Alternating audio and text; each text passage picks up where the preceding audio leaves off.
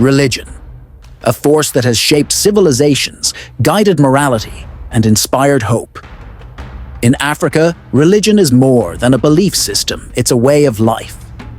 But today we ask a challenging question. Is religion blinding Africa? Has the very force that promises enlightenment become a veil obscuring reality? Africa is a continent of contrast, rich in history, culture, and diversity.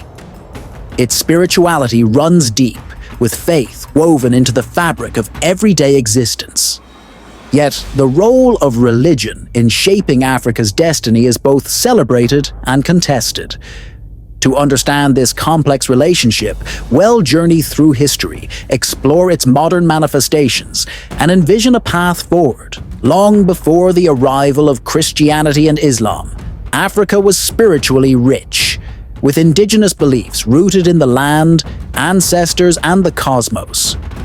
These systems provided moral guidance, fostered community, and honored the balance between humanity and nature. But everything began to change with the arrival of Islam in the 7th century and Christianity during European colonization. These religions brought new teachings, new hope, and new power dynamics. Missionaries introduced education and healthcare, but their work often came with a message: abandon your ways for ours. Colonial powers weaponized religion. It became a tool to suppress indigenous practices, justify exploitation, and reshape African identities. Traditional beliefs were labeled as pagan, and centuries of spiritual wisdom were dismissed as primitive. Today, the echoes of this past remain. Many Africans continue to wrestle with a sense of spiritual conflict, caught between ancestral traditions and inherited religions. Has this historical shift enriched Africa, or has it blinded the continent to its true heritage? In modern Africa, religion has evolved into a colossal industry. Churches are no longer just places of worship, they are economic empires. Megachurches dominate skylines, and religious leaders wield immense influence, commanding millions of followers and billions of dollars. While some religious leaders reinvest in their communities, others seem to have turned faith into a commodity. Prosperity, gospel doctrine, promising wealth and miracles has captivated millions. For the struggling and the desperate, these promises of divine intervention are irresistible. Faith is powerful, but it can also be exploited. Many give beyond their means, hoping for breakthroughs that may never come. The question arises: has religion become a distraction from the root causes of poverty, inequality, and systemic failure? Or worse, has it become part of the problem? In Africa, religion and politics are inseparable. Leaders invoke faith to gain legitimacy, and religious institutions often align themselves with political power.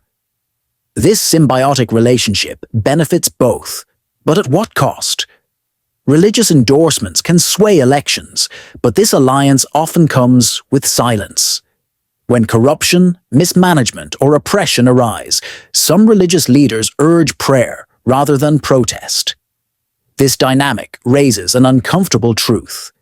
Is religion being used to pacify the masses, preventing them from demanding accountability from their leaders? While faith can unite, it can also divide. Across Africa, religious differences have sparked tensions, conflicts, and violence. From Nigeria's Boko Haram insurgency to communal clashes in Sudan and the Central African Republic, religion has often been the spark for deeper political and ethnic rivalries. But is religion truly the root of these conflicts? Or is it being weaponized by those seeking power? The truth is nuanced. Faith itself is not the enemy, it is the manipulation of faith that fuels division. Despite its challenges, religion remains a source of hope for millions. Faith-based organizations fill the gaps left by governments building schools, providing healthcare, and offering relief in times of crisis. For many, religion is not about wealth or power, it's about community, resilience, and finding meaning in life's struggles. Faith has the potential to transform lives and uplift entire societies. So, how do we ensure that religion empowers rather than blinds? The answer lies in balance and accountability. First, we must embrace critical thinking alongside faith. Question teachings that exploit fear or promote passivity. Seek leaders who uplift, not exploit. Second, we must honor Africa's diverse spiritual heritage. By embracing both traditional and modern beliefs, we can create a richer, more inclusive identity. Finally, we must hold leaders accountable, both religious and political. Religion should inspire action, not complacency. It should build bridges, not walls. Religion is neither the hero nor the villain of Africa's story. It is a tool. And like any tool, its impact depends on how it is used. Africa's strength lies in its people, its resilience, and its capacity for transformation. The question is not whether religion is blinding Africa, but whether we are willing to open our eyes. The light of faith, when shared with wisdom and action, grows stronger. Across Africa, a new generation is questioning, learning, and challenging the status quo. They are reimagining religion's role, not as a blindfold, but as a lens to focus on what truly matters. These visionaries are blending faith with reason. They respect their spiritual roots, but refuse to be bound by dogma that stifles progress. They are asking, how can faith coexist with innovation? How can we honor our traditions while addressing the urgent needs of our time? In the quest for progress, some are rediscovering the wisdom of Africa's indigenous traditions. These systems, once dismissed as relics, hold insights into environmental stewardship, community harmony, and ethical living. They remind us that spirituality is not confined to institutions, but is deeply rooted in our connection to the earth and each other. This revival is not about rejecting global religions, but enriching them. It's about finding balance, learning from the past while shaping the future. Africa's strength lies in its diversity.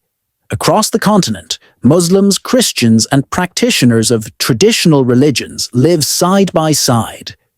Yet misunderstandings and mistrust persist. To move forward, we must focus on what unites us.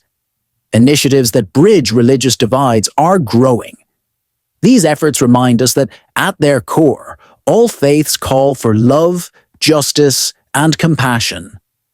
The challenge is to rise above labels and see each other as fellow Africans bound by a shared destiny.